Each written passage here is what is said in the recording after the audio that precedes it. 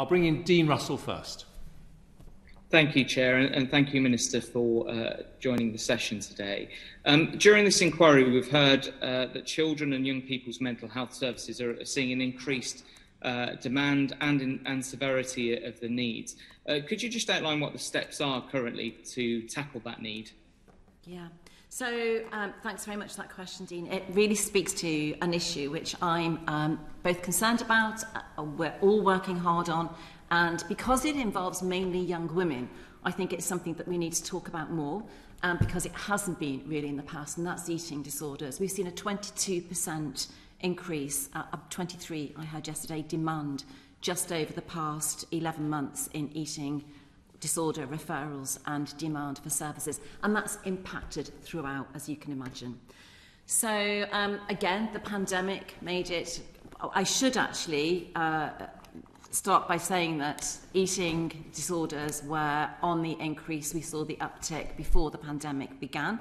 It's a very complex issue. It surrounds lots of things such as body image, social media, and but lockdown brought a particular pressure and a particular strain on those young women who had been concealing, managing, living with eating disorders, and it kind of came to a crisis point during lockdown. That's so dealing with that and the impact that's had on other services has been a priority. It's been a huge demand.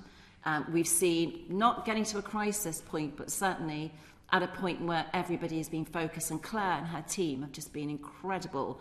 I mean, they established rapid access community eating disorders teams almost overnight. They were aware of what was happening the minute the referrals started to come in, and they put what they needed to do in place almost straight away in a very impressive way.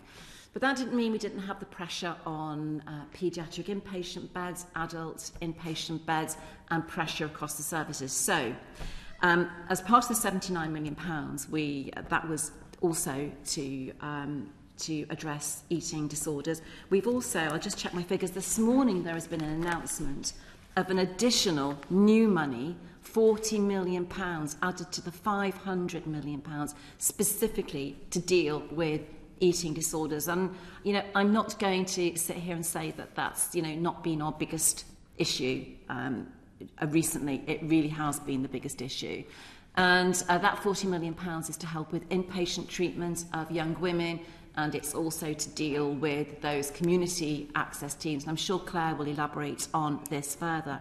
In addition to that, of course, you know, it's been a difficult year for everybody, and it's particularly been a difficult year for children and young people who've not been in school, who've had their routines disrupted, who've been segregated from their friends, from their social life, from the normal everyday that keeps children and young people happy. And we did see, particularly early on in lockdown, children and young people reporting low mood, anxiety, poor mental health, and I want to talk about that terminology during my opening statement if I can. But those people have actually, those young people have been incredibly resilient.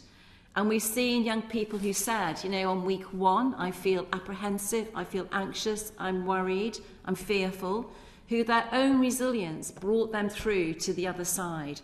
And so rather than labelling a generation as a generation experiencing and suffering from mental health issues, I think we really need to acknowledge that we have a very strong, resilient generation that we should be incredibly proud of, who are coming through the lockdown. And some of the main problems we've seen when they've gone back into school, when they've come out of lockdown, it's been the readjustment. Ian, So do you want to come back on that? Yes, if I may. Thank you, Minister, and that's a really good outline. I'm just interested in your take actually there on I suppose the early warning signs and the difference between mental well-being, mental health, and mental illness, and whether there needs to be more in terms of the communications on that, and mental health resilience as well. I mean, what's your take on the narrative around that, I suppose? Have you seen my opening comments? Because that's exactly what So these are my opening comments in response to Mr. Chair. Yeah. So I think we need to be really careful about the language that we use around children and young people. And sadly, I've seen some unfortunate language being used. And that is, I'm beginning to feel the kickback from that, from stakeholders, the sector, mental health trusts. Because what we cannot do is hang the label of mental health around everyone's neck, because it just isn't the case. And also, what no one is talking about is mental illness. And that really concerns me, because bipolar in teenagers and young people and adults, schizophrenia, severe personality disorder, psychosis, they are the focus of the NHS's main arm of delivery, our inpatient units, and that they are the lifetime work that our doctors and nurses and our psychiatrists work with. That's the lifeblood of the NHS's mental health delivery, if you like. We are not talking about mental illness. What we're talking about instead is this overarching term of mental health, when in fact what we have is well-being, and we have our early warnings where we know that almost any, and I think Tim will back me up on this, almost any mental illness is seen not to be as severe or can even be prevented from developing if we can have early intervention and get in early enough to detect and work with those early signs, particularly, eating disorders, we hope, schizophrenia, I think, certainly, and other mental health illnesses. So I think it's important that we talk about all the time mental health. I think it's important that we actually are aware of what we are talking about, and mental well-being, for which we've designed and implemented and introduced Every Mind Matters for children and adults. We know that over 2, maybe even 3 million hits in a very short space of time now. People are going onto that website, using the tools to help them to cope and to help improve their mental well-being. But mental illness... Minister, I'm so sorry. There's Sorry, just so much to go hours. on, and I know you're enthusiastic, but we need to get through. Just keep stopping me. Okay, Dean, carry on. Thank you, Minister. It's just a very, very final point, very, very quickly, if I may.